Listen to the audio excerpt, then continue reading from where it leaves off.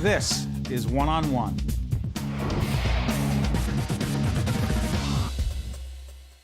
Welcome to One on One. I'm Steve Adubato. I want to introduce you to, for the first time here in One on One, Yes. Jennifer Papa, who is the founder and executive director of City Green, an organization dedicated to Urban farming and community gardening. where? Here in northern New Jersey, we started all of our work in Paterson. And so we work with community organizations, schools, faith-based groups, and we grow food on blighted urban areas and create access to healthy food and access to natural green spaces. Why is that so important in urban areas, Jennifer? It's the answer to that, I think, is twofold. There's not a lot of access to healthy, fresh, local food in some of these urban cities in New Jersey. So low-income families, are shopping at bodegas or have to take a lot of buses to get to a supermarket, where they can get fresh produce. And so here we are growing it right in their city and then selling it at markets right in their neighborhood. We also accept federal food benefits. What does that mean? That means like SNAP or WIC, or people can use their EBT card at our farm stand. Hold on, a lot of acronyms there. Okay. WIC is women, Food infants, and Children. Mm-hmm. SNAP is Supplemental Nutrition something. Assistance Program. And so it means that the federal government, programs that are subsidized by the federal government directly support your efforts. Yes. So people can benefit from those. But here's the other piece of this whole equation, which is interesting. We met your organization through the Berry Foundation, the Yeah. Russ and Angelica Berry Foundation. You won the Russ Make a Berry Difference. Award for making a difference. Mm-hmm. Explain what the award is and why it means so much to your organization. The Russ Berry Foundation Award is for unsung heroes, I guess, for people who are working really hard in fields, trying to make a difference in communities that they work in, that don't necessarily get a lot of attention. That's right. And so for us, it brings a lot of great attention to our organization. We spend a lot of time, we have a very small staff that works very hard, and so we spend a lot of time focusing on our programming and serving the communities that we work in. So to bring that kind of attention to our organization is really wonderful. It's interesting, the other thing that we're doing to partner with the Berry Foundation is doing a series of leadership and communication workshops with not-for-profit leaders, like your organization, like Yes. yourself. And it's interesting because a lot of people think, oh, nonprofits, those are people who are involved in charity work. And we help folks improve their communication, leadership skills, the way they present themselves in public. From your own perspective, why is that so important for an organization like yours?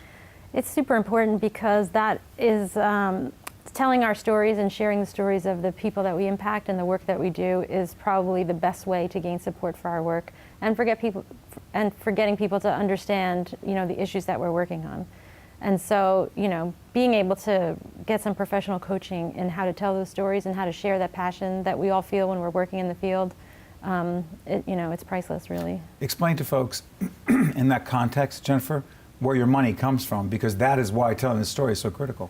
Money comes from foundations and from individual donations and from some government grants, like the county grants. Passaic County is a good supporter. Henry Maryland Taub Foundation, Geraldine R. Dodge Foundation. These are organizations that we write grants to and then, help fund our work. It's interesting. So, a not-for-profit often has to run itself, I hate when people say this, like a business. What does that mean?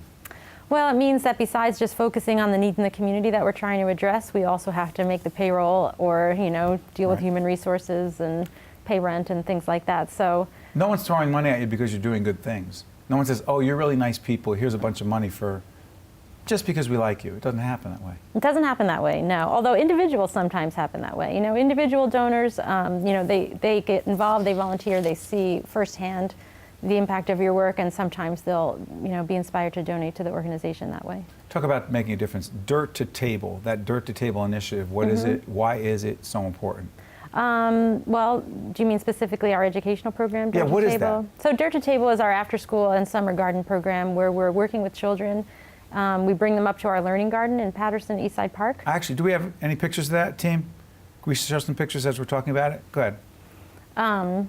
Dirt to Table. So basically we're gardening with children. We're getting their hands in the dirt, and then we're teaching them where their food comes from.